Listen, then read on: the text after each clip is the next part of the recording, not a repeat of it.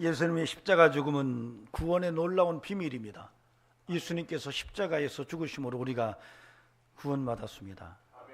예수님의 십자가는 하나님의 사랑입니다. 그래서 하나님의 사랑인 예수 그리스도의 십자가의 은혜를 경험하면 놀라운 구원의 역사를 경험합니다. 하나님의 신비는 예수님의 십자가가 하나님의 사랑이라는 것을 말합니다. 그래서 하나님이 세상을 이처럼 사랑하사 독생자를 주셨으니 이는 저를 믿는 자마다 멸망치 않고 영생을 얻게 하려 하심이라. 이것은 하나님의 사랑이 바로 예수 그리스도의 십자가이고 그것이 영생의 구원의 통로다라고 하는 것을 말하고 있는 말씀입니다. 여러분에게 그 하나님의 사랑의 십자가가 확실합니까? 예. 그런데 놀라운 것은 이 십자가, 하나님의 사랑의 십자가에 놀라운 영생의 구원만 있는 게 아니라 또 다른 신비가 있어요.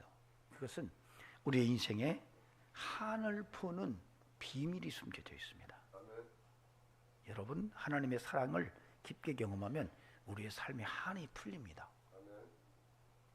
예수 그리스도의 십자가를 깊게 경험하면 한 많은 인생이 감사와 기쁨이 넘치는 행복의 삶으로 변합니다. 여러분 그렇게 믿으시나요? 어느 권사님께서 예쁜 옷만 보면은 무조건 사는 거예요. 입지도 못할 것 같은데 어디 가서 좋고 아름다운 옷만 보면은 묻지도 말고 따지지도 말고 막 사서 집에 가면은 상표도 떼지 않은 집이 방 안에 가득한 거예요. 다행히 남편 되시는 분이 장로님인데 그분이 벌이가 괜찮다 보니까 그것이 큰 문제가 되는 것은 아니었어요. 가끔 성도들에게 주기도 합니다. 그런데도 집에 예쁜 옷이 꽉 차 있는 거예요. 목사님 그걸 알아요. 어느 날 신방을 가서 물었어요. 권사님, 그 예쁜 옷은 뭐 하시려고 그렇게 사십니까? 그랬더니 권사님이 자기 속내를 이야기를 하는데 목사님도 그 얘기를 듣고 권사님이 왜 예쁜 옷만 보면 저렇게 살려고 애썼는지를 이해를 한 거예요. 어렸을 때에 항상 언니가 입던 옷을 대물림 받아서 입던 권사님이었던 거예요. 어린 마음에 항상 나도 좀 새 옷을 좀 입었으면 하는 그런 기대감과 소망이 있었는데 그게 안 되는 거예요. 근데 어느 날 엄마가 언니하고 자기를 새 옷 사러 가자 그러시더래요. 앞장서시는데 너무 신나가지고 한 번도 그런 일이 없었는데 신나서 따라 나섰답니다. 이제 가게에 들어가서 옷을 고르는데 자기 것도 하나 사줄 줄 알고 자기에게 잘 어울리고 자기가 참 이쁘다고 생각했던 옷을 하나 들고 서성거리고 서 있는 거예요. 언니도 하나 고르고. 근데 어쩌다 보니까 엄마가 언니 옷만 계산하고 나간 거예요. 그때 울면서 내가 나중에 크면 정말 새 옷을 내가 사 입겠다. 그리고 한이 미쳐서 성장한 후에 혼이 나고 이제 살 만큼 되니까 그 다음부터 그 한을 푸는 일이 시작되는 거예요. 가다가 예쁜 옷만 보면 내가 입지 못할 옷인가라고 하는 것은 따지지도 않고 무조건 사는 거예요. 울면서 그 얘기를 하는데 그 이야기를 듣는 목사님도 속으로 우는 거예요. 얼마나 아팠을까. 그래서 목사님이 그랬대요. 권사님, 십자가 밑에 내려놓읍시다. 그 아픔을, 그 한을 십자가 밑에 내려놓읍시다. 그랬더니 막 울면서 하나님 앞에 기도한 후에 그 다음부터 권사님은 더 이상 예쁜 옷을 충동적으로 구매하는 일이 사라졌다는 거예요. 여러분, 십자가 밑에 한 맺힌 보따리들이 많이 쌓여 있습니다. 십자가 속에서 하나님의 사랑을 경험하면 인생의 한이 풀립니다. 이게 놀라운 또 다른 십자가의 신비입니다. 한약을 다룰 때는 한약 냄새가 납니다. 생선을 구울 때는 생선 냄새가 납니다. 한 맺힌 인생을 가까이 대해보면 그에게서 한 많은 냄새를 풍깁니다. 표정에서, 피부색에서, 눈빛에서, 언어에서, 삶의 태도에서, 행동에서 한 맺힌 냄새가 물씬 그 응어리 맺힌 모습을 드러냅니다. 그러나 하나님의 사랑을 힘입으면, 예수 그리스도를 통해서, 십자가를 통해서 하나님의 사랑을 듬뿍 받으면 그 한이 풀리면서 표정도 달라지고 눈빛도 달라지고 언어도 달라지고 삶의 태도와 행동도 달라집니다. 한의 냄새가 아니라 예수의 향기 풍기는 인생으로 바뀝니다. 이 은혜가 복음의 신비입니다. 예수님께서 어느 날 제자들에게 이렇게 말씀하십니다. 항상 기도하고 낙심하지 말아야 한다. 너희가 항상 기도하되 낙심하지 않기를 바란다 하시면서 한 비유의 말씀을 하십니다. 한 도시에 한 재판관이 있는데, 이 재판관은 사람도 무시할 뿐만 아니라 하나님에 대해서도 경외감이 없는, 그러한 두려워하지 않는 이런 재판관인데, 어느 날 그 도시에 한 여인이, 힘없고 빽없는 홀로 된 여인이 이 재판관에게 찾아가서 자기의 원한을 좀 풀어달라고 얘기를 했다는 겁니다. 그런데 이 재판관이 우습게 하는 거예요. 이 여인의 간절한 소원을 들어주지 않는 거예요. 그럼에도 불구하고 이 여인이 끊임없이 재판관을 찾아가서 나의 원한을 좀 풀어달라고 그렇게 간청을 했는데, 어느 날 문득 이 재판관이 생각을 하는 거예요. 내가 사람을 무시하고 하나님도 두려워하지 않는 이런 사람인데, 이 여자가 자꾸 이렇게 내게 와서 계속적으로 원한을 풀어달라고 하면, 야, 이거 나중에 끝까지 이렇게 간다면 내가 불편하겠는데, 그래서 이 재판관이 저 여인의 원한을 풀어줘야 되겠다라고 그렇게 생각을 했다는 거예요. 주님이 그 말씀을 하시고 제자들에게 하시는 말씀입니다. 불의한 재판관의 이야기를 너희가 귀담아 들어라. 너희의 인생도 밤낮 택한 자들의 부르짖는 소리를, 그 원한을 아버지께서 풀어주시지 않겠느냐, 오래 참으시겠느냐, 속히 그 원한을 풀어주실 것이라고 말씀하시면서 인자가 올 때에 세상에서 어디 믿음 있는 자를 보겠느냐라고 가르치십니다. 오늘 이 본문을 통해서 우리 인생 속에 정말 중요한 게 뭔가, 인생을 정말 지혜롭게 사는 삶의 방법이 뭔가, 인생의 왕도가 뭔가, 우리 주님께서 말씀하신 그 메시지를 통해서 우리의 삶의 방향성을 좀 바꾸고 믿음의 정체성을 회복시켜서 정말로 하나님께서 원하시는 원한을 푸는 인생을 향하여 한 걸음 더 전진하는 이런 은총이 임하기를 소망합니다. 아멘. 먼저는 7절에서 8절 A절을 함께 보시겠습니다. 여러분 말씀을 보십시오. 하물며 하나님께서 그 밤낮 부르짖는 택하신 자들의 원한을 풀어주지 아니하시겠느냐, 그들에게 오래 참으시겠느냐, 내가 너희에게 이르노니 속히 그 원한을 풀어주시리라. 오늘 이 본문의 불의한 재판관의 비유 이야기는 정확한 메시지를 우리에게 전해주고 있습니다. 그 메시지의 중요한 그러한 강력한 메시지는 7절에서 8절 A절까지에서 드러나는데, 그 말씀은 택한 자들의 원한을 풀어주시는 하나님이라는 거예요. 하나님이 누구인지를 설명하는 거예요. 하나님이 누군가? 야, 너희가 아버지라고 부르는 그 하나님이 누군지 알아? 그분은 택한 자들의 부르짖는 그 소리를 들으시고 그의 원한을 풀어주는 하나님이야 라고 얘기하는 거예요. 여러분도 이런 하나님을 믿으십니까? 아멘. 예. 내 원한을 풀어주는 하나님이구나, 소원을 풀어주는 하나님이구나, 억울함을 풀어주는 하나님이구나, 그런 메시지를 오늘 이 본문이 우리에게 이야기하고 있습니다.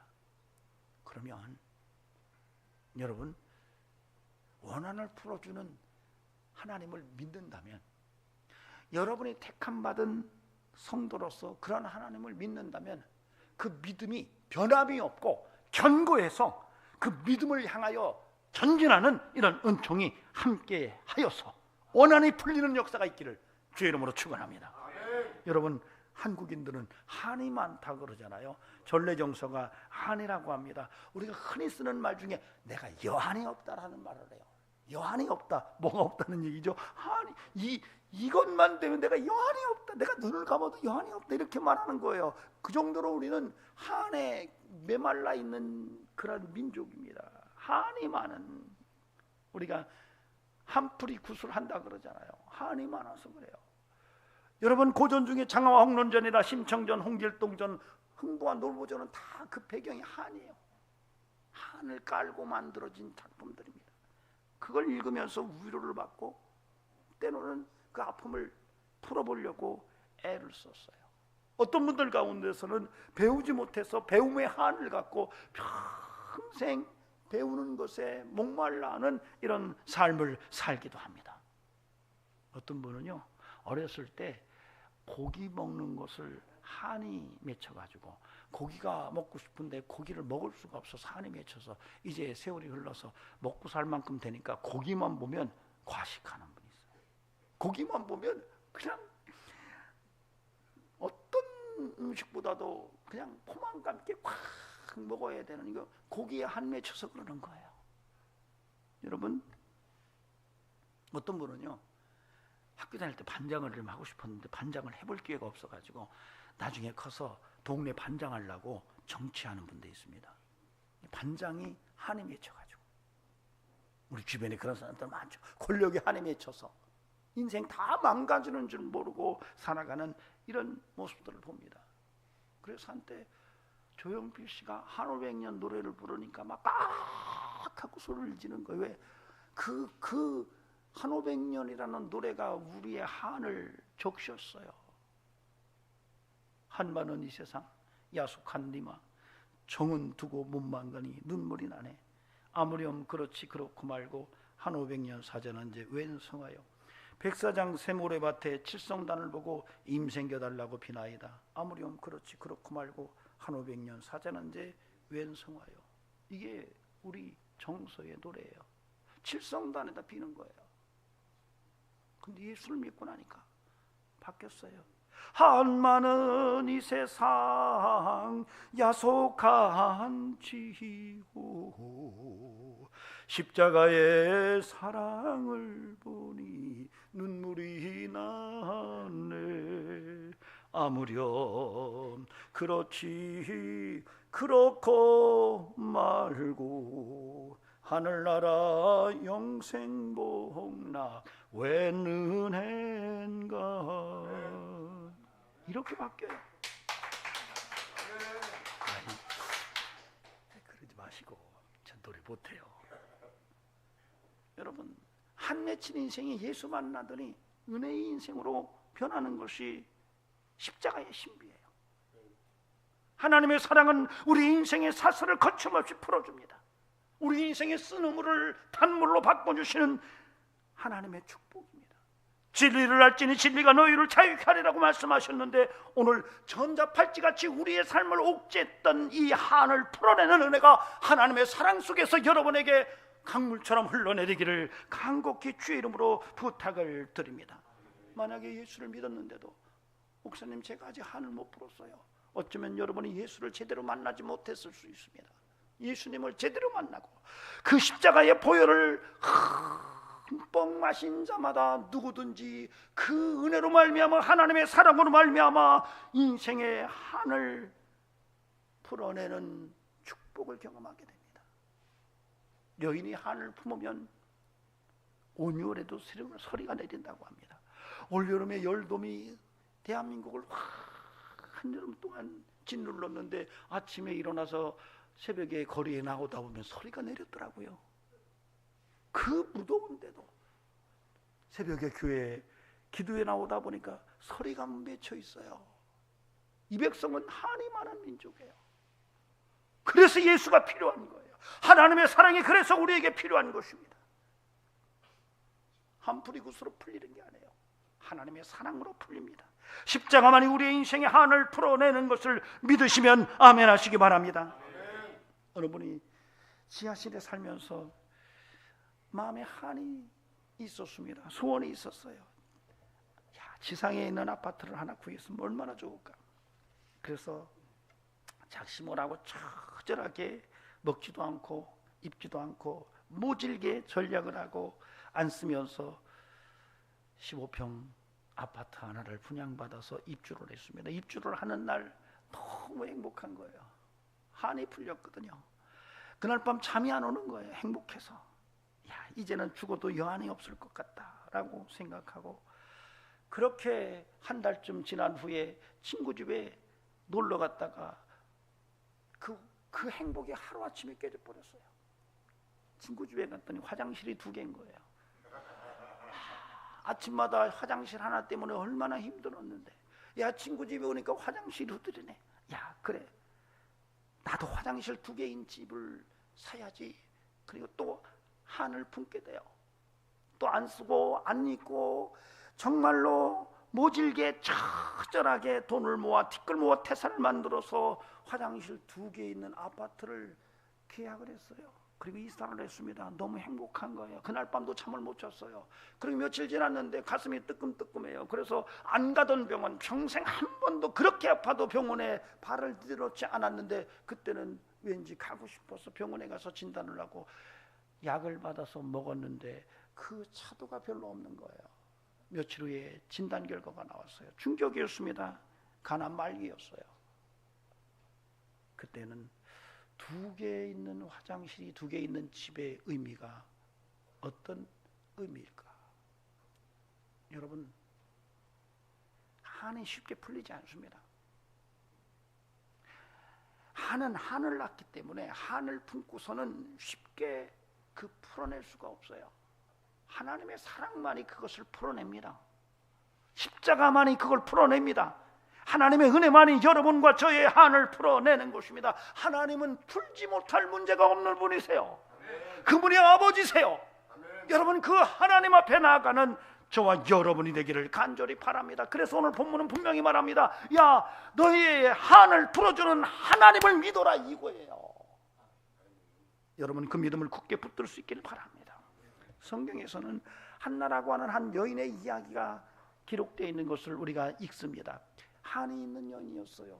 왜냐하면 혼인을 해서 가정을 이뤘는데 자식이 없는 거예요.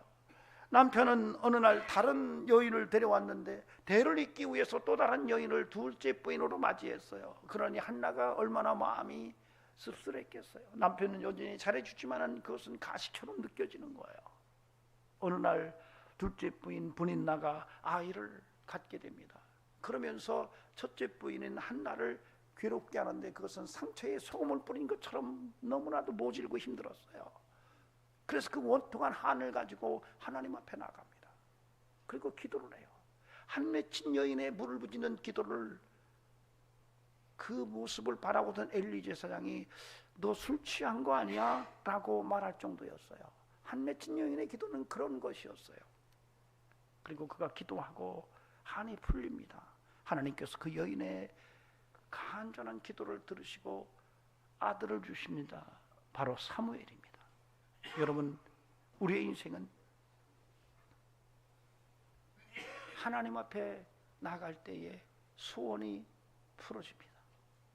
하나님 앞에서 한이 풀어집니다. 한나의 믿음 속에는 내가 이 한을 하나님께로 가져가면 하나님이 내 한을 풀어주실 것이라고 하는 믿음이 있었기 때문에 하나님께로 나갔던 것입니다. 불의한 재판관을 찾아갔던 이 여인, 힘없고 정말 빽이 없어서 정말 무시당하는 이 홀로 된 여인이 이 재판관을 찾아갈 때는, 끊임없이 찾아갈 때에는 적어도 그 재판관이 나의 간절한 소원을, 나의 원한을 풀어줄 것이라고 하는 기대감이 있었기 때문에 그렇게 끊임없이 찾아갔던 것입니다. 그렇다면 여러분도 하나님을 찾아가는 은혜가 있기를 바랍니다. 아멘. 여러분의 원한의 문제를 끌어안고 하나님께 나아가서 그 하나님께 여러분의 한의 보따리를 풀어놓는다면 하나님께서 여러분의 한을 풀어주실 것을 믿습니다. 아멘. 오늘 하나님이 나의 한을 풀어주는 아버지이심을 믿으시기를 아멘. 주의 이름으로 축원합니다. 아멘. 두 번째로는 1절에서 5절 말씀입니다. 여러분 말씀을 한번 보시기 바랍니다. 예수께서 그들에게 항상 기도하고 낙심하지 말아야 할 것을 비유로 말씀하여 이르시되 어떤 도시에 하나님을 두려워하지 않고 사람을 무시하는 한 재판관이 있는데 그 도시에 한 과부가 있어 자주 그에게 가서 내 원수에 대한 나의 원한을 풀어주소서 하되 그가 얼마 동안 듣지 아니하다가 후에 속으로 생각하되 내가 하나님을 두려워하지 않고 사람을 무시하나 이 과부가 나를 번거롭게 하니 내가 그 원한을 풀어주리라. 그렇지 않으면 늘 와서 나를 괴롭게 하리라 하였느니라. 여러분, 이 1절에서 5절은 우리에게 기도하되 낙심하지 말고 기도할 것을 말씀하십니다. 여러분이 하나님께 나가서 기도하되 기도하면서 낙심하지 않기를 간곡히 부탁을 드립니다. 사실 항상 기도하는 사람은 쉽게 낙심하지 않습니다. 항상 기도하는 사람은 쉽게 낙심하지 않아요. 그러나 그럼에도 불구하고 기도하면서 낙심하는 일이 종종 있습니다. 왜? 응답이 더디오고 내 삶의 곤고함이 오래 지속되면 그 환경으로 인해서 낙심하는 경우가 있습니다. 기도하면서도 낙심합니다. 그러나 오늘 주님은 말씀하십니다. 기도하면서 낙심하지 말아라. 왜? 하나님이 네 기도를 들으시기 때문에. 믿으시나요? 여러분 기도하면서 낙심하지 않기를 바랍니다. 하나님이 여러분의 기도를 들으십니다. 여러분 안 듣는 것 같아도 하나님이 여러분의 기도를 듣고 계십니다. 낙심하지 마십시오. 끝까지 믿음으로 기도하는 저와 여러분이 되기를 간곡히 부탁을 드립니다. 하나님은 반드시 응답하십니다. 하나님은 택한 자들의 간절한 부르짖음을 들으시고 그의 원한을 풀어주시는 아버지이십니다. 그 아버지께서 정말로 우리의 삶의 소원을 풀어주시는데 사람이 누구든지 아들이 떡을 달라면 돌을 집어주고 아들이 생선을 달라면 뱀을 집어줄 자가 없거늘 하나님 아버지께서는 우리에게 우리의 간절한 소원을 들어주시지 않겠느냐? 속히 들어줄 거라고 말씀하시는 이 하나님의 음성을 듣고 여러분의 믿음 속에 다시 한번 믿음의 불붙는 역사가 드러날 수 있기를 간곡히 부탁을 드립니다. 여러분 낙심하지 맙시다. 기도하면서 낙심하지 맙시다. 하나님이 여러분의 기도를 들으십니다. 그분은 창조주 하나님이십니다. 여러분을 지극히 사랑하십니다. 엄청 사랑하세요. 그래서 독생자를 예수 그리스도를 십자가에 못 박으시기까지 그렇게 사랑하신 하나님이세요. 그 하나님이 있음을 믿고 기도하면서 낙심하지 않기를 바랍니다. 그런데 놀라운 것은요, 여러분이 낙심하지 않아야 될 과학적 근거가 있습니다. 여러분은 이 땅에 출생 비밀 가운데 엄청난 비밀을 갖고 있는 존재예요. 여러분은요 어마어마한 경쟁률을 뚫고 1등을 했기 때문에 이 땅에 태어난 거예요. 그건 과학적입니다. 어마어마한 경쟁력을 다 물리치고 1등에서 금메달 따고 딱 태어난 게 여러분이에요. 어떤 엄마하고 중학생 딸이 대화하는 얘기를 들었어요. 중학교를 들어갔더니 뭐 이거 사달라 저거 사달라 딸이 막 엄마를 힘들게 하는 거예요. 그래서 엄마가 어느 날 투덜거리면서 몇 마디 표념처럼 저놈의 딸이 어떻게 저렇게 생겼어, 그렇게 지나가는 말로 딱 했더니 딸이 그 얘기를 딱 듣더니 그러더래요. 그럼 누가 이렇게 낳으래? 그래서 엄마도 탁 받아쳤답니다. 그래, 그러면 누가 경쟁해서 이기래? 그랬대요. 그랬더니 말끔히 딱 쳐다보더니 누가 경기를 개최하래? 네? 여러분 엄청난 경쟁을 뚫고 1등을 하고 금메달을 타고 이 땅에 태어났어요. 그런 여러분 가능성은 어마어마한 경쟁을 뚫고 태어났기 때문에 여러분 절대 낙심하지 않을 가능성을 DNA로 갖고 있습니다. 그런데도 세상은 우리가 참 살기 버겁지요. 어쩌면 1등만을 원해서 그런지도 몰라요. 우리 모두가 1등하고 태어났기 때문에 1등끼리 지금 싸움이 붙어가지고 난리가 난 거예요.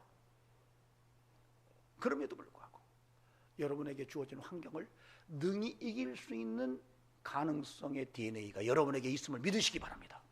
어떤 환경도 어떤 어려움도 여러분을 이길 수 없다는 것을 여러분 내면적으로 이해하시기 바랍니다. 과학적 증거를 가지고 여러분이 좀 자신감을 가지시기 바랍니다. 그런데 그리스도인은 더 놀라운 것은 예수 그리스도를 믿는 믿음으로 무장했다는 거예요. 여러분 예수 믿는 사람들은요 그런 과학적 근거 위에 또 하나 무기를 장착했는데 그 무기가 뭐냐면은 예수 그리스도와 연합된 상태라는 거예요. 예수님이 함께하는 사람이라는 거예요. 하나님의 임마누엘을 믿고 있는 사람이라는 거예요. 이런 경우는 더더욱이나 세상이 그를 이겨낼 수가 없어요. 여러분, 세상은 그리스도인을 이겨낼 수가 없습니다. 세상은 그리스도인을 감당해낼 수가 없어요. 여러분, 그러므로 여러분은 이제는 기도하면서 낙심하지 않는 성도로 살아가는 은총 있기를 간곡히 부탁을 드립니다. 옆 사람 한번 보세요. 어떤가? 기도하다 낙심하게 생겼는가? 안 하게 생겼어요? 예. 손 붙들고 기도하고 낙심하지 맙시다. 기도하면서 낙심하지 맙시다. 한번 그렇게 얘기해 주시기 바랍니다. 여러분, 불의한 재판관을 이 정말 힘없고 백없는 이 여인, 정말 홀로 된 여인이 찾아갈 때는 정말 재판관이 내 이걸 응답해 주지만 길이 없다고 생각한 거예요. 이 사람이 풀어주지 않으면 길이 없다고 생각한 거예요. 집요하게, 얼마나 집요하게 이 여인이 끊임없이 찾아왔는지 재판관이 질린 거예요. 아니, 사람 무시하고 하나님도 두려워하지 않고 정말 재판관이면 큰소리 빵빵 치는 사람인데 이 힘없고 정말 백없는 이 가난한 홀로 된 여인이 날마다 찾아와서 재판장을 찾는 이 집요함에 이 재판관이 무너지는 거예요. 이 얘기를 들으라는 거예요. 하나님은 우리를 사랑하세요. 여러분이 끊임없이 하나님 앞에 나와서 끊임없이 하나님에게 여러분의 소원을 이야기하고 여러분의 원한을 이야기하면 여러분 그 보따리를 풀어놓은 내용을 하나님께서 보시고 여러분의 삶을 회복으로 이끌어내시고 원한을 풀어주시는 역사를 드러내 줄 것으로 믿습니다. 믿으시면 아멘 하시기 바랍니다. 근데 여러분, 항상 기도하고 낙심하지 말라. 여러분, 기도하되 낙심하지 않는 기도는요, 제가 목회를 하면서 깨달은 게 있어요. 기도가 길어요. 낙심하지 않는 기도는 긴 기도와 연결이 가능합니다. 가끔가다 어떤 분들은 이런 얘기를 해요. 목사님, 나는 하나님이 긴 기도만 듣지 않는다고 믿습니다. 그렇죠? 하나님이 긴 기도만 듣나요? 어떤 때는 막 한마디 주여! 주여! 하고 주님 하고 얘기를 딱 했는데 그것이 곧바로 응답되는 경우도 있어요. 그래서 목사님, 저는 짧고 굵게 기도합니다. 이렇게 말하는 분이 있어요. 근데 제가 지금까지 목회를 하면서 짧고 굵게 기도하는 것을 본 적이 없어요. 그냥 짧을 뿐이지. 짧고 굵게 기도할 것을 본 적이 없어요. 그냥 짧을 뿐이에요. 그런데 믿음의 기도는 길더라고요. 끈기를 가지고 매달리더라고요. 어제 기도하고 응답이 안 되면 또 오늘 기도하더라고요. 그리고 그렇게 고백을 해요. 내가 오늘 기도해도 응답을 못 받으면 내일 또 기도하는 거야. 주님 앞에 가는 그날까지 내가 매달릴 거야. 이런 믿음으로 나아가는 사람은 여러분, 올라온 하나님의 위로와 격려를 통해서 응답을 받더라고요. 여러분, 그래서 부탁드립니다. 좀 집요하게 기도하십시오. 낙심하지 말고 기도하시기 바랍니다. 하나님은 살아계세요. 내 기도를 들으세요. 가끔가다 어떤 분들은 목사님, 내가 참 5시간 기도한 줄 알았더니 눈 떠봤더니 5분 지났더라고요. 이런 분이 있어요. 옛날에 어떤 장로님 저한테 그러시더라고요. 목사님, 저는 3초면 세계 지구를 7바퀴 반을 돈대요. 그러니까 기도하려고 눈 감았다 뜨면 시간이 굉장히 짧은데 자기는 벌써 다 기도를 다 끝냈대요. 여러분, 근데 어떤 분들은요 5시간 기도했는데 5분처럼 기도 끝내는 사람이 있어요. 여러분, 기도는 어떻게 기도하느냐에 따라서 그 기도의 모습이 전혀 다르게 느껴질 수 있어요. 여러분, 부탁드립니다. 시공간을 초월하는 기도자로 살아갈 수 있길 바랍니다. 5시간 기도했는데 목사님, 아니 한 2, 3분 기도한 것 같은데 5시간 갔어요. 이런 일이 있다면 여러분, 놀라운 기도의 역사를 경험하게 될 줄로 믿습니다. 정작 예수님은 기도하지 않으셔도 될 뿐인데 여러분, 주님도 밤이 맞도록 기도했어요. 오히려 기도해야 되는 제자들에게는 야, 너희가 1시간도 기도할 수 없냐고 그렇게 말씀하셨습니다. 너희가 기도하지 않으면 시험이 든다고 말씀하셨습니다. 그리고 그들이 기도하지 못했어요. 이유가 있어요. 피곤했어요. 피곤하기 때문에 기도하지 못했어요. 이유가 있고 까닭이 있었지만 기도하지 않은 것 때문에 그날 밤에 제자들은 다 시험에 드는 일이 있었습니다. 여러분, 그러므로 부탁을 드립니다. 우리의 삶 속에 끊임없이 기도의 영성이 살아있기를 간곡히 부탁을 드립니다. 엘리야는 7번 기도하잖아요. 그가 기도할 때 무릎 사이에 머리를 받고 기도했다 그래요. 여러분 가운데 지금 일어나가지고 무릎을 꿇고 무릎 사이에 머리를 끼고 기도할 분 계십니까? 아무도 안 계세요. 제가 경험해 보니까 20일 이상 금식하지 않으면 그게 불가능해요. 왜? 뱃살이 두툼해가지고 무릎 사이로 고개가 안 들어가요. 그러니까 그 당시에 엘리야가 그렇게 기도했다는 얘기는 20일 이상 굶으면서 민족으로 해서 기도했다는 얘기예요. 그리고 그는 응답을 받아요. 여러분, 저와 여러분이 엘리야와 성경이 다르지 않아요. 엘리야도 사람이고 우리도 예수 안에서 그리스도인이고, 기도하면 동일하신 하나님이 응답해 주실 줄로 믿습니다. 기도하지 않으니까요, 인생이 항상 불안하고 두렵고 염려 걱정이 가득하더라고요. 기도하지 않으니까요, 지 맘대로 살아요. 기도하지 않으니까요, 악한 영들이 밀가부르듯이 까불면서 우리를 조롱하더라고요. 기도하지 않으니까 함부로 말하고 지나가는 사람하고 자꾸 싸우고 별것도 아닌 거 가지고 막 아귀다툼하고 그러더라고요. 기도하지 않으니까 절망감과 우울감 속에 허우적거리는 인생을 살더라고요. 기도하지 않으니까 병원과 약국이 자기 집인 줄 알아요. 기도하지 않으니까 병원과 약국이 자기 집인 줄 알아요. 기도하지 않으니까 가난과 궁핍을 떨쳐내지 못합니다. 기도하지 않으니까 술맛이 달다는 거예요. 기도하지 않으니까 술맛이 달대요. 여러분, 기도하면 술맛이 씁니다. 여러분, 기도하지 않으니까 죄 가운데 허우적거리고, 기도하지 않으니까 구원의 감동도 잃어버리더라고요. 여러분, 기도의 거인이 되시기 바랍니다. 기도의 거인은 기도하면서 낙심하지 않습니다. 부탁드립니다.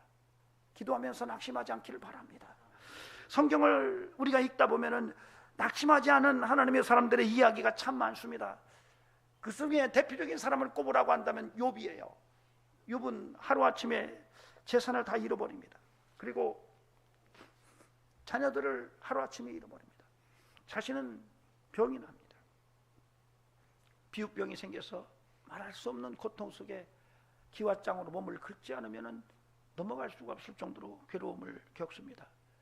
그런 욥을 바라보면서 그의 아내가 그래요. 그따위로 믿음 생활하는데 당신이 이런 모습을 보고 무응답하시는 하나님이라면 차라리 그 하나님 저주하고 죽어라, 이렇게까지 아내가 몰아쳤습니다. 친구들이 욥을 위로하겠다고 왔다가 욥의 모습을 보고 처음에는 참 힘과 용기를 내라고 이야기하다가 나중에는 자네가 혹시 하나님께 이런 벌 받을 만한 죄진 거 아니야? 라고 하면서 욥을 몰아세웠습니다. 참 힘든 환경. 성경은 말합니다. 그가 하나님 앞에서 그동안에 그를 보호하고 있던 울타리가 다 떠나갔다. 그를 보호하고 있던 여러 가지 그 보호장치가 다 떠나갔다라고, 이제 홀로 욥은 빨가벗은 상태로 그렇게 떨어졌다라고 말합니다. 그래서 3장에 가면, 욥기 3장에서는 욥이 자기 생애를 저주합니다. 내가 왜 태어났나? 그러면서 자기 생애를 막 저주해요. 3장 전체가 자기 생애를 저주하는 내용으로 꽉 차 있습니다. 여러분, 이 내용은 하나님과 부모를 저주하고 싶은데 차마 나를 낳아준 부모나 나를 이 땅에 존재케 하신 하나님을 저주할 수가 없어서 자기 생일을 저주하는 거예요. 욥은 그랬어요. 입으로 하나님을 저주하고 부모를 저주하고 싶은데 그럴 수가 없으니 나의 생일을 저주하면서 인생의 처참함을 끌어안고 가던 인생이었습니다. 그러나 한 가지 놀라운 것은, 욥이 우리에게 주는 굉장히 중요한 교훈 중에 하나가, 욥이 그럼에도 불구하고 끊임없이 하나님 앞에 서 있다는 거예요.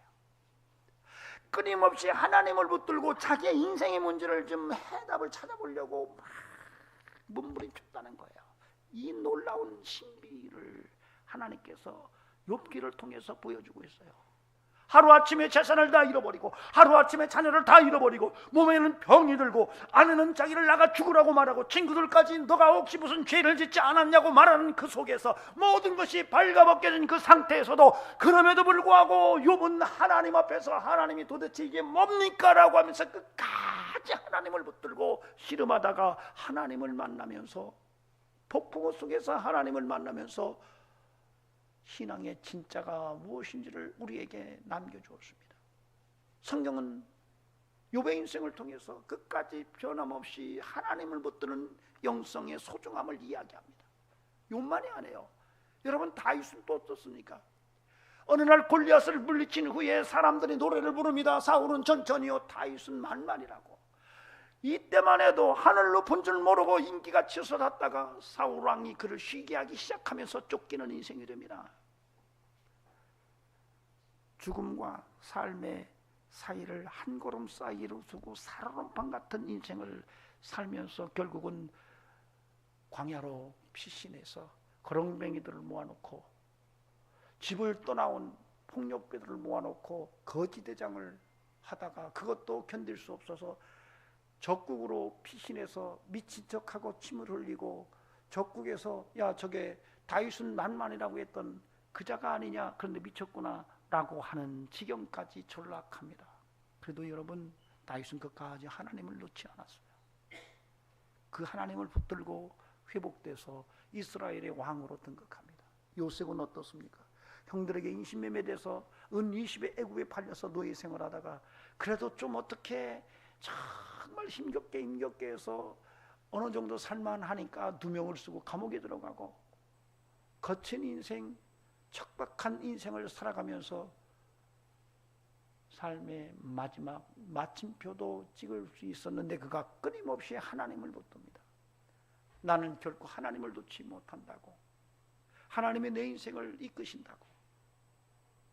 하나님은 그런 요셉을 감옥에서 끄집어내서 그 역경을 이겨낸 요셉을 애굽의 총리로 세워놓으십니다. 그는 채색 옷을 입고 아버지 밑에서 살다가 노예 옷으로 갈아입은 다음에 말할 수 없는 사망의 음침한 골짜기를 지난 후에 그럼에도 불구하고 하나님을 붙들고 씨름하다가 하나님의 도우심으로 회복의 역사를 경험합니다. 여러분, 이것이 성경의 진리입니다. 오늘 저와 여러분이 다시 한번 그래, 인생의 첩첩산중의 삶의 모습을 살아간다 할지라도 오직 하나님을 결코 놓지 않는 이런 믿음의 기도가 저와 여러분의 삶 속에서 생명력 있게 살아있기를 간곡히 부탁을 드립니다. 여러분, 저와 여러분의 인생에 가장 지혜로운 삶이 무엇일까요? 여러분, 사람을 찾는 것보다 하나님을 찾는 것이 귀합니다. 하나님께 나아가서 여러분의 보따리를 풀어놓으시기 바랍니다. 여러분의 한해 보따리를 풀어놓는다면 하나님께서 여러분의 기도를 들으시고 여러분의 한해 보따리를 다 응답해 주실 것을 믿으시면 아멘 하시기 바랍니다. 그분이 나의 아버지이십니다. 창조주 하나님이십니다. 내 인생을 섭리하십니다. 여러분, 흥분되지 않아요? 그분이 나의 아버지시라는데 이제는 저와 여러분이 믿음으로 사는 은혜가 있기를 바랍니다. 8절 하반절에 보면은 이렇게 주님이 말씀하십니다. 인재가 올 때의 세상에서 믿음을 보겠느냐. 말세가 되면은 믿음을 잃어버린다는 얘기입니다. 여러분, 지금 우리는 믿음 없는 시대를 살아갑니다. 이렇게 봐도 저렇게 봐도 믿음 있는 모습을 보기가 쉽지가 않습니다. 예수에 대한 믿음보다도, 하나님에 대한 믿음보다도 돈을 더 믿습니다. 하나님을 믿기보다는 권력을 더 믿습니다. 세상과 세상에 있는 것들에게 마음을 빼앗기고 하나님을 대체하는 그 어떤 것을 붙들고 그것이 내게 의미 있다고 그렇게 말하는 시대를 우리가 살아가고 있습니다. 목사도 예외가 아닙니다. 교회 중직자들도 예외가 아닙니다. 믿음의 초점을 잃어버리고 방황한 채 지금 살아가고 있습니다. 이때에 필요한 것은 바로 믿음입니다. 그리고 그 믿음은 기도하는 삶으로 확인됩니다. 낙심하지 않기를 바랍니다. 기도하면서 낙심하지 않기를 바랍니다. 하나님이 내 기도를 들으십니다. 또한 임마누엘의 하나님이 나와 함께 하심으로 우리의 한을 풀어주십니다. 그 믿음으로 인생을 살아가시기를 주의 이름으로 축원합니다. 구하라 그러면 너에게 주실 것이요, 찾으라 그리하면 찾아낼 것이요, 눈을 두드리라 그리하면 너에게 열릴 것이니 구하는 이마다 받을 것이요, 찾는 이가 찾아낼 것이요, 두드리는 이에게 열릴 것이니라. 너희 중에 누가 아들이 떡을 달라 하는데 돌을 주며 생선을 달라 하는데 뱀을 줄 자가 있겠느냐? 너희가 악한 자라도 좋은 것으로 자식에게 줄 알거든 하물며 하늘에 계신 너희 아버지께서 구하는 자에게 좋은 것으로 주시지 않겠느냐? 이 말씀 붙들고 사시기를 주의 이름으로 축원합니다. 기도하시겠습니다. 하나님, 택한 자들의 한을 풀어주시는 아버지, 오늘 믿음으로 나가기를 원합니다. 기도하면서 낙심하지 않도록 도와주시옵소서. 기도하면서 절망하지 않도록 내 마음을 주장하시고 주의 은혜를 힘내고 늘 승리하는 성도 되게 하옵소서. 이제는 우리 구주 예수 그리스도의 은혜와 하나님 아버지 살아계심과 성령님의 역사하심이 오늘도 믿음으로 기도하며 낙심하지 않고 내 기도를 응답하시는, 들으시고 응답하시는 하나님을 굳게 붙들고 살기를 원하는 귀한 심령들에게 영원토록 함께 하시기를 간절히 축원하옵나이다. 아멘.